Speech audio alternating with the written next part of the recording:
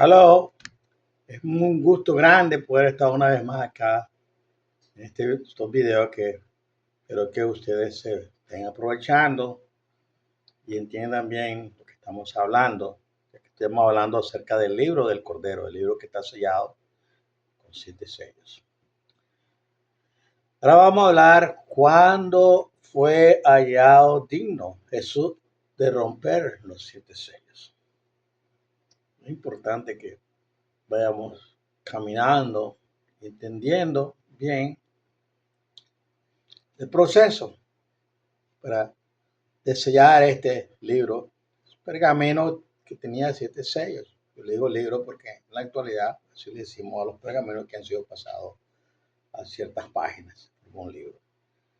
Entonces vamos a hablar acerca de cuándo fue hallado digno Jesús de romper los 7 sellos. Miré en mi visión de noche y aquí con las nubes del cielo venía uno como un hijo de hombre. Se acercó al anciano de días y fue llevado a su presencia. Se le dio autoridad, gloria y dominio soberano y lo adoraron todos los pueblos, naciones y lenguas. Su dominio es eterno y nunca pasará y su reino no será jamás destruido. Está en el libro de Daniel, capítulo 7, versículos 13 al 14. Apocalipsis 5 nos indica cuándo Jesús fue considerado digno de recibir el libro sellado con 7 sellos. Durante 18 siglos los eruditos bíblicos utilizaron algunos de los escritos de Pablo y asumieron que Jesús fue considerado digno poco después de su ascensión, ya que Juan no reveló un momento específico para los sellos. Esta suposición ha causado confusión porque los eruditos no han podido producir una explicación consistente para la naturaleza y el propósito del libro o los 7 sellos. Durante el siglo XIX, algunos cristianos aceptaron la idea de un rapto antes de la tribulación y hoy muchos eruditos creen que Apocalipsis 5 ocurrirá después de que los cristianos sean arrebatados de la tierra. Es interesante que ambas suposiciones resulten en la idea de que nadie necesita entender los 7 sellos, porque se cumplieron hace siglos o se romperán después de que los cristianos estén en el cielo. Ambas explicaciones son muy dañinas. Creo que la Biblia indica que la escena de Apocalipsis 5 ocurrió en 1798. Mi conclusión se basa en el entendimiento de que el Todopoderoso ha vinculado ciertos eventos en el cielo con ciertos eventos en la tierra. El Eterno sabe que no podemos ver los eventos que ocurren en el cielo, por lo que ha alineado los eventos proféticos en el cielo con los eventos en la tierra. Este vínculo nos permite determinar las fechas de eventos específicos que ocurren en el cielo al observar cuando ocurren los eventos vinculados en la tierra. Me gusta llamar a este vínculo la ley de vinculación cielo y tierra. La importancia de la cronología profética. El Eterno colocó la clave para fechar la escena del Apocalipsis 5 en el libro de Daniel. Los libros de Daniel y Apocalipsis fluyen juntos como un solo libro escrito por dos hombres separados entre sí por 6 siglos. Los dos libros cuentan una historia y están inseparablemente vinculados por 7 eventos diferentes.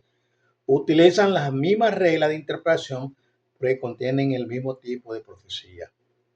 El libro de Daniel contiene 5 profecías y el libro de Apocalipsis contiene 12 profecías. Muchos estudiantes de la Biblia pasan por alto la importancia de las profecías de Daniel porque no comprenden la íntima relación que existe entre Daniel y Apocalipsis. Las profecías de Daniel son fascinantes por 3 razones. En primer lugar, las profecías de Daniel revelan una serie de acontecimientos que el Eterno previó. Piense en estos acontecimientos como hitos históricos que ocurren en orden cronológico.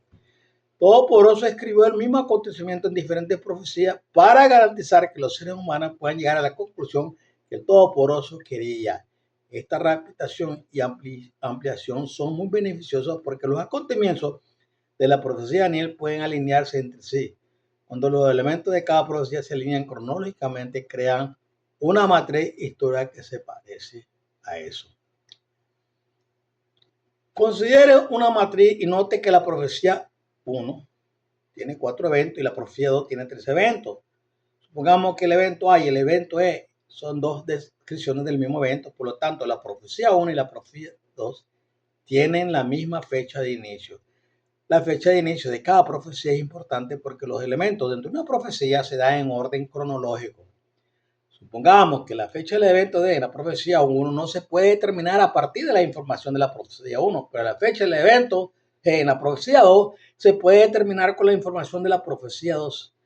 Si el evento G y el evento D son el mismo evento, entonces podemos saber la fecha del evento D. Esta es la belleza de la matriz, cuando los múltiples eventos en la profecía de los libros de Daniel y Apocalipsis están alineados. La matriz revela respuestas a preguntas que no podrían resolverse de otra manera. Las 17 profecías de Daniel y Apocalipsis forman una matriz grande e intricada. Esta matriz incluye cada evento profético mencionado en estos dos libros.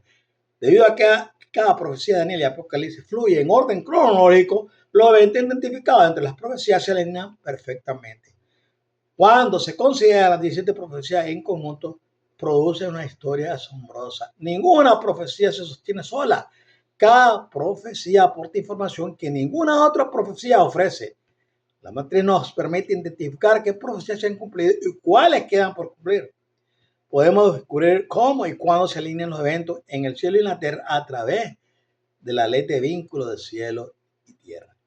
Es posible que deba considerar este matriz durante unos minutos para que produzcamos respuestas a preguntas que de otra manera sería imposible de encontrar, incluido cuando ocurre la escena de Apocalipsis 5. El segundo elemento fascinante en la profecía de Daniel es que Daniel vincula varios eventos en el cielo con eventos en la tierra. Por ejemplo, Daniel describe una escena en el cielo donde Jesús es inaugurado, Daniel 7, versículos 13 al 14, y la vincula con la terminación del poder del cuerno pequeño. Daniel menciona la purificación del templo del cielo, Daniel 8, 14, y la vincula con el decreto para restaurar y reconstruir Jerusalén. Daniel revela la fecha de la muerte de Cristo en la cruz y esto está vinculado con la descripción de Juan en la guerra en el cielo, Daniel 9, 24 al 27, Apocalipsis 12, 7 y 9. Daniel menciona que llegará un día cuando Miguel se levantará de su trono en el cielo y el Eterno derramará su ira sobre los malvados en la tierra, Daniel 12:1. Y Juan vincula este día con el comienzo de las 7 copas, Apocalipsis 16. Debido a que los eventos celestiales están asociados con los eventos terrenales, la ley de enlace cielo, tierra y la matriz profética son herramientas muy importantes para el estudiante de la Biblia. Hace siglos el Eterno escondió estas herramientas a plena vista. Él diseñó que cuando llegara el momento adecuado, los estudiantes de la Biblia entendieran completamente la profecía apocalíptica. Finalmente, las historias y profecías del libro de Daniel son fascinantes porque una comprensión completa proporciona un enorme estímulo e inspiración. Por ejemplo, la profecía nos dice que desde el principio el Todopoderoso tiene un plan maestro y que ha estado siguiendo fielmente este plan durante milenios. El plan del Eterno es puntual a pesar de que Él ha estado ejecutando su plan maestro durante miles de años. De hecho, no hay prisa ni demora con el Todopoderoso porque para Él el tiempo lo es todo. El Eterno selló las llaves de un maravilloso tesoro de información para hacer que el libro de Daniel sea realmente valioso cuando llegue el tiempo señalado del fin. Daniel 12:4, versículo 9, capítulo 8, versículo 19. El Padre hizo esto porque tiene algo que decir a la generación final que no ha revelado a las generaciones anteriores.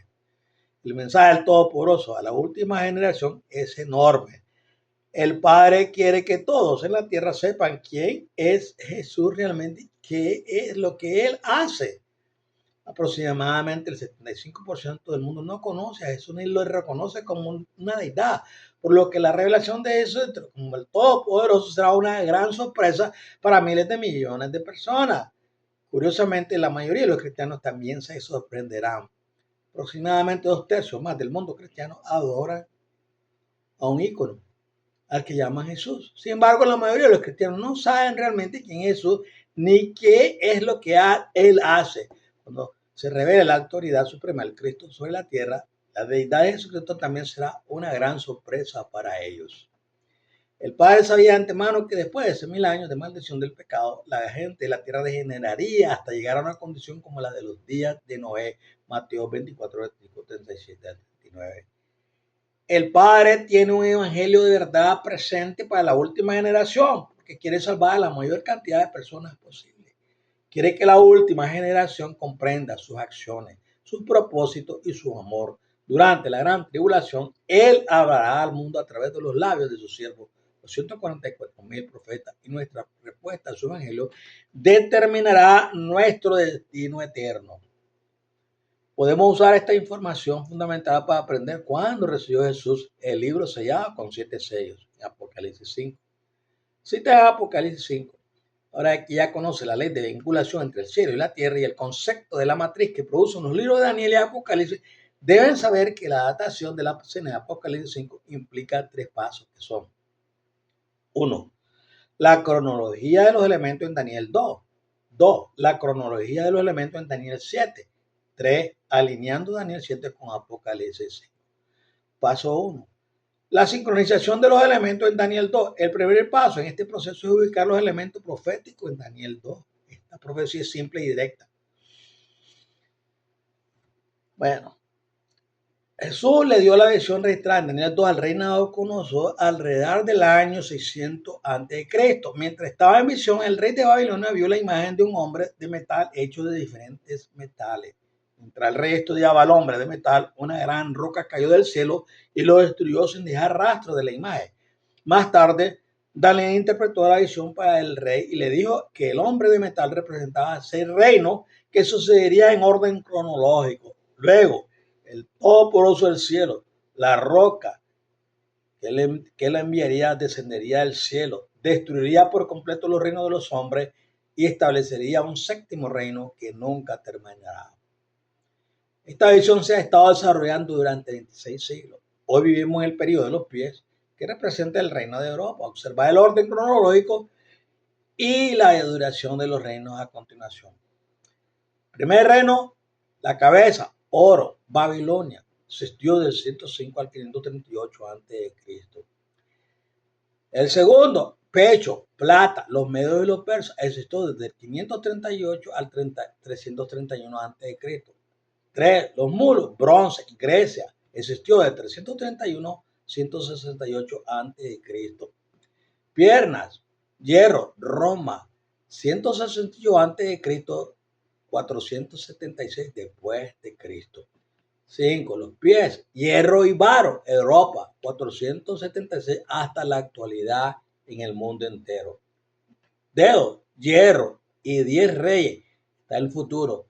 Muchos cristianos no se dan cuenta de que la visión del hombre de metal tiene otra dimensión además del tiempo. Ahora que hemos observado la progresión cronológica de esta visión, considere la expansión geográfica de esta visión a lo largo de los últimos 26 siglos. Observe que esta visión no incluye todo el mundo hasta que llegue el reino de los dedos de los pies. Daniel, capítulo 2, versículo 42. Al examinar la lista que aparece a continuación, piense en un objetivo de tiro con arco. La visión del rey Nabucodonosor comienza con un reino en el centro del objetivo. El objetivo es el primer reino, el pequeño imperio de Babilonia. El reino de Babilonia, que era aproximadamente el tamaño del estado de California.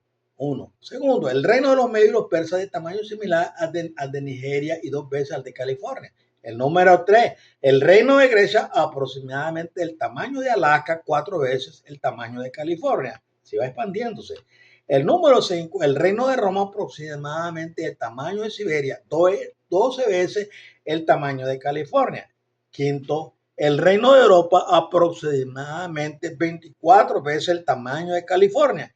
Y el número 6, el reino de los dedos de los pies, el mundo entero. Durante los últimos 1540 años hasta la fecha de hoy, esta visión se ha centrado en los pies.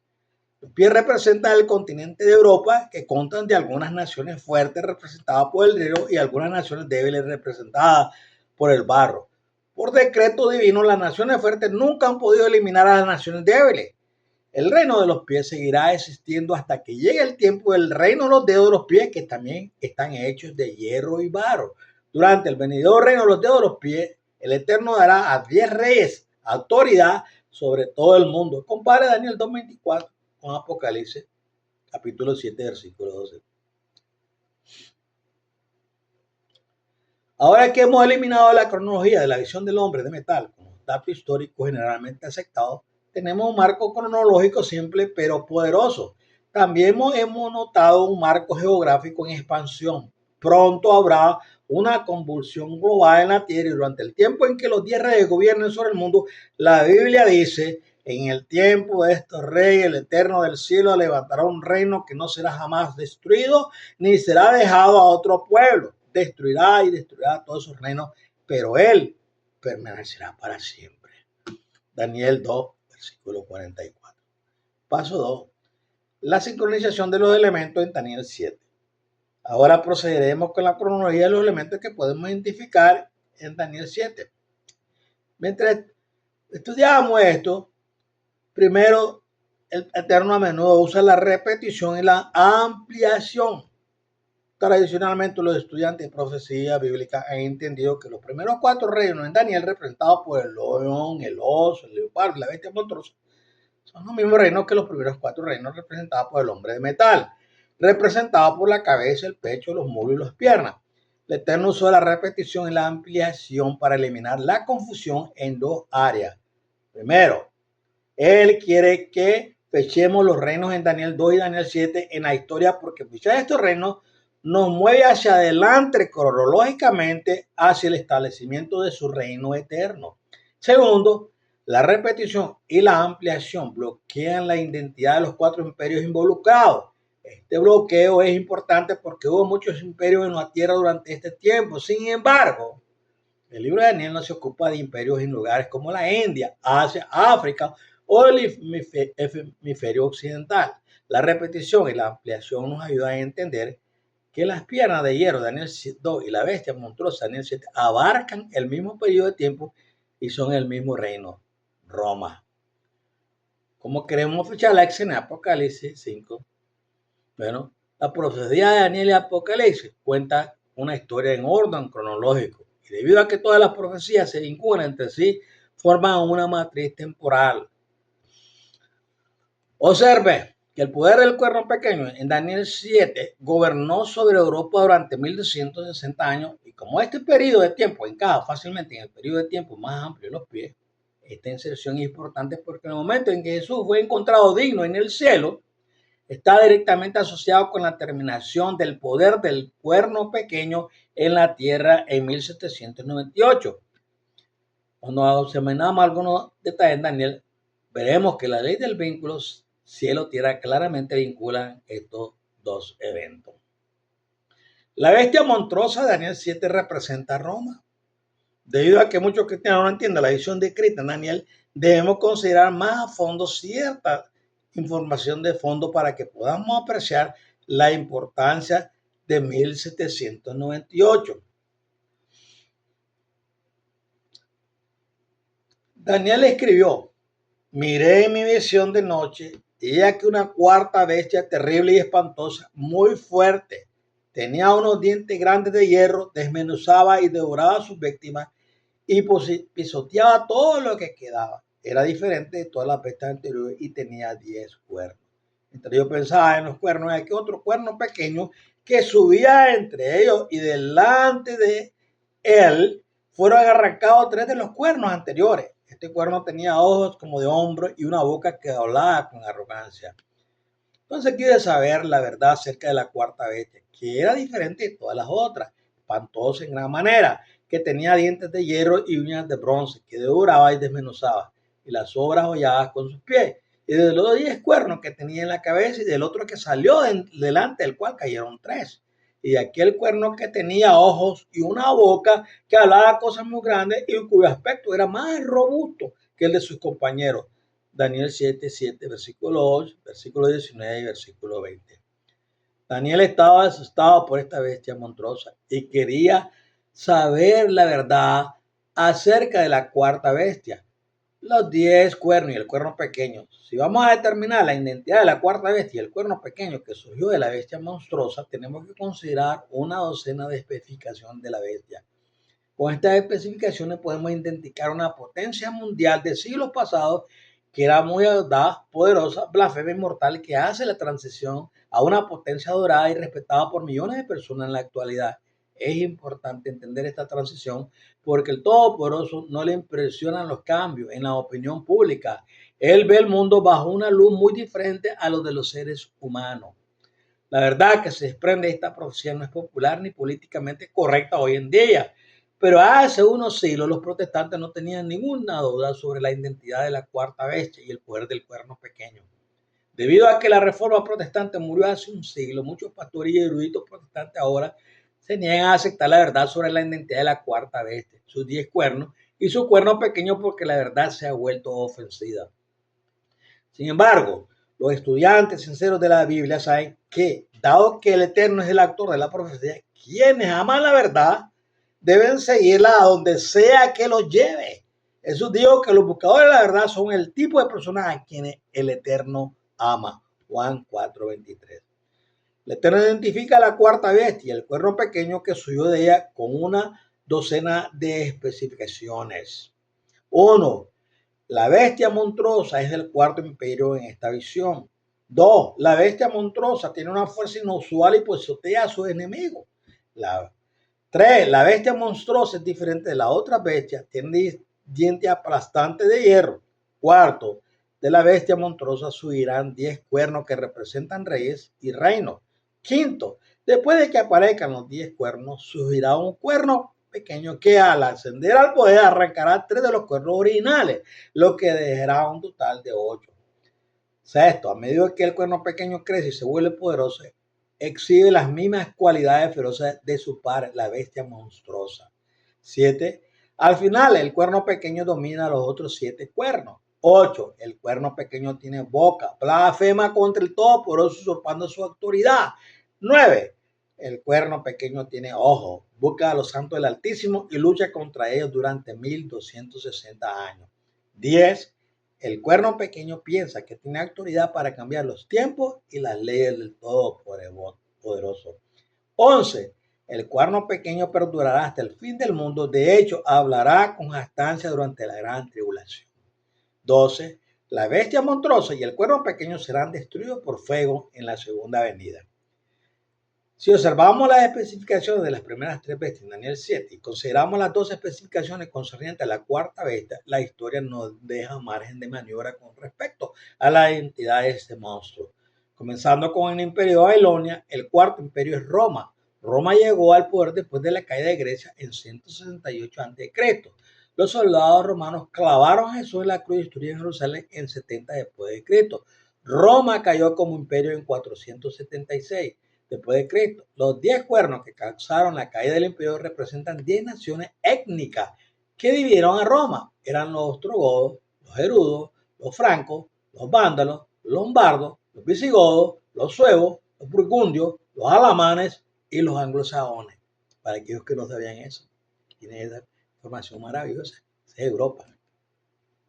El cuerno pequeño que surge de la ceniza de Roma fue la Iglesia Católica Romana. A medida que la Iglesia creció en poder, fue fundamental para desarraigar 3 de los 10 cuernos originales, que eran los ostrogodos, los gerulos y los vándalos. En el año 583 después de Cristo, el cuerno pequeño del que habla Daniel 7 comenzó a gobernar sobre los 7 cuernos restantes de Europa. Este reinado duró 1260 años, para aquellos que no sabían. Eso está en el pasado. El cuerno pequeño persigue a los santos durante 1260 años. Una de las especificaciones del cuerno pequeño implica un periodo de tiempo de 1200 años, 260 años. Dada la enorme longitud de esta porción de la historia mundial, las especificaciones de identidad de la cuarta bestia, los registros de la historia europea y la ubicación geográfica del cristianismo de Europa, ninguna entidad religiosa aparte de la Iglesia Católica Romana cumple con las especificaciones del cuerno pequeño. El ángel le dijo a Daniel, y él, el cuerno pequeño, hablará grandes palabras contra el Altísimo, y a los santos del Altísimo quebrantará, y pensará en cambiar los tiempos y la ley, y serán los santos entregados en su mano hasta tiempos y la mitad de un tiempo. Daniel 7:25. Limitaremos en nuestro enfoque a 2 frases en este texto para ayudarnos a fechar la escena en Apocalipsis 5. Hablará grandes palabras contra el Altísimo y serán los santos entregados en su mano hasta tiempo y la mitad de un tiempo. La historia europea ha documentado el curso de la Iglesia Católica a través de los siglos y los protestantes deberían estar preocupados.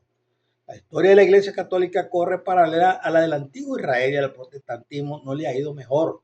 Los tres sistemas religiosos son culpables del mismo pecado. Desplazaron la palabra del Todopoderoso con tradiciones hechas por el hombre y terminaron en la apostasía.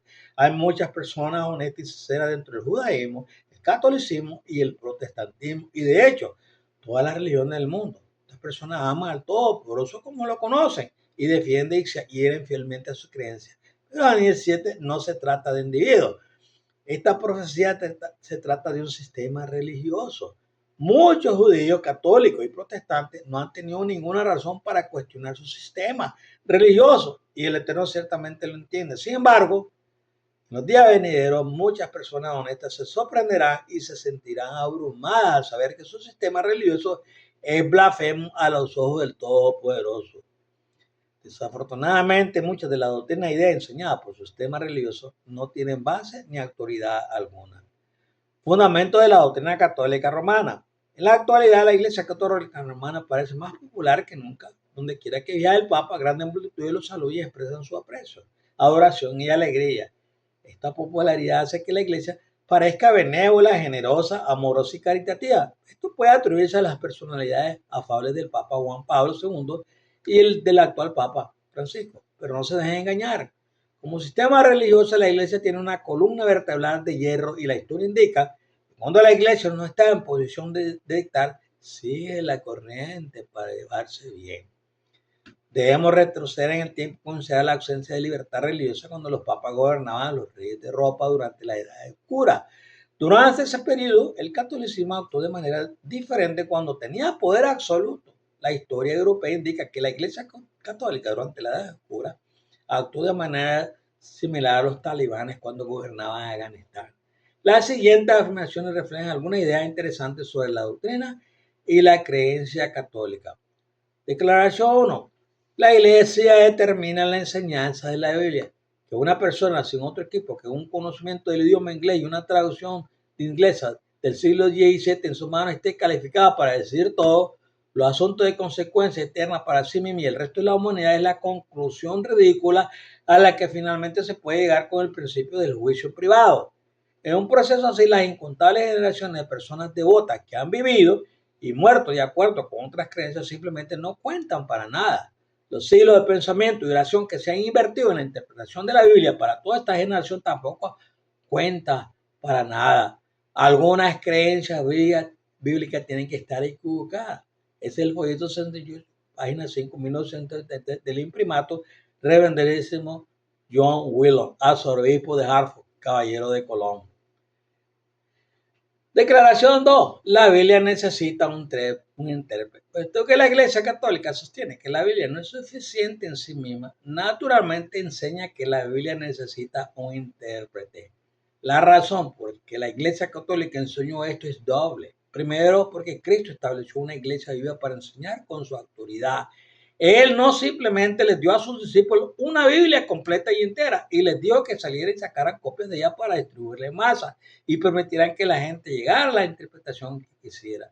Segundo, la Biblia misma declara que necesita un intérprete. El Espíritu Santo fue dado a la iglesia por Jesucristo y es exactamente este mismo Espíritu quien protege a la cabeza visible de la iglesia, el Papa. Y la autoridad docente de la iglesia, al nunca permitirle a él o a ella caer en el error. Solo la escritura. 21 razones para rechazar la sola escritura. Página 21 y 26 de 1969 del libro de John Peter.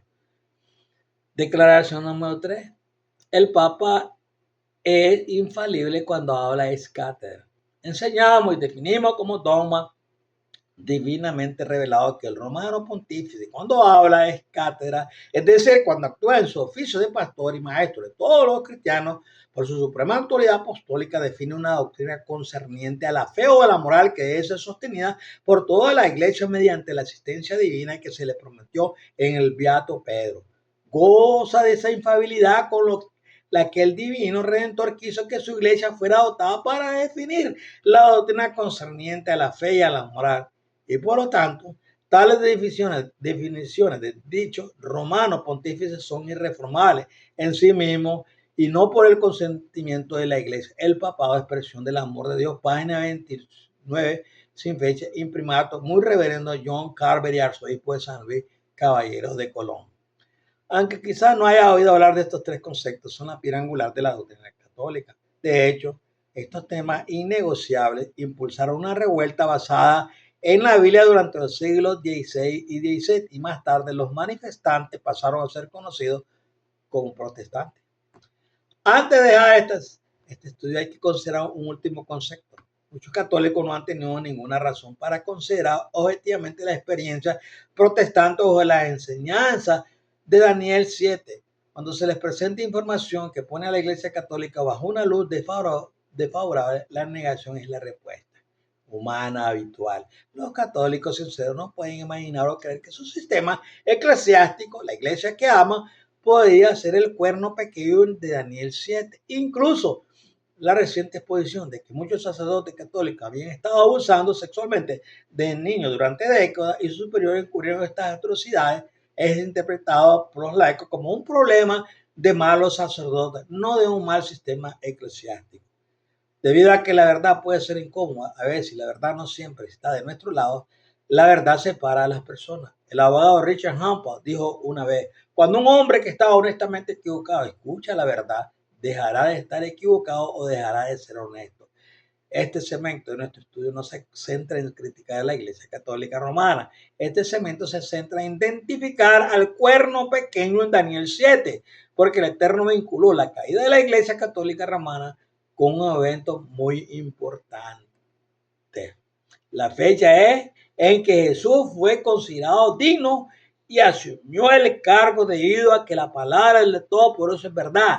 Es importante comprender y apreciar la verdad sin importar a dónde nos lleve. El último recurso de la religión falsa es la fuerza. La religión falsa violará sus propios principios para mantener su poder sobre el pueblo.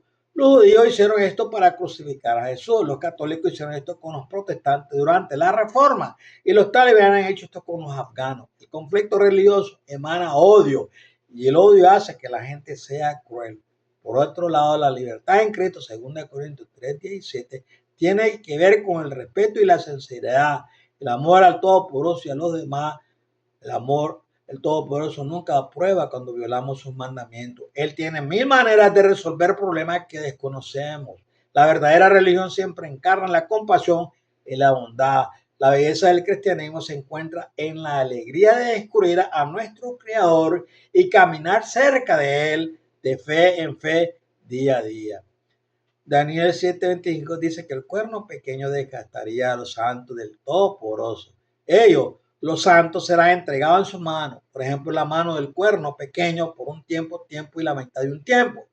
Este versículo debería hacer que todos los que creen en un rapto pre-tribulacionista reconsideren esta posición, porque este versículo indica que el Eterno mismo entregó a sus santos al cuerno pequeño para ser perseguido por más de 1000 años. Si un todopoderoso de amor sometió a sus santos a persecución durante 1260 años, la generación final no debería esperar a escapar de la persecución venidera que durará 42 meses lunares. Apocalipsis 13:5. En lugar de liberar a los santos de la persecución, el Eterno entregó a su pueblo al cuerno pequeño por 1260 años. Aquí hay dos razones por las que un todopoderoso de amor y omnisciente podría hacer esto. En primer lugar, la persecución mantiene al pueblo del Eterno de rodillas centrado en su palabra, porque ahí es donde se encuentran la fe, la fortaleza y la paz. Cuando la vida es fácil, la fe se evapora, la oración se vuelve superficial y el estudio bíblico no se vuelve muy profundo.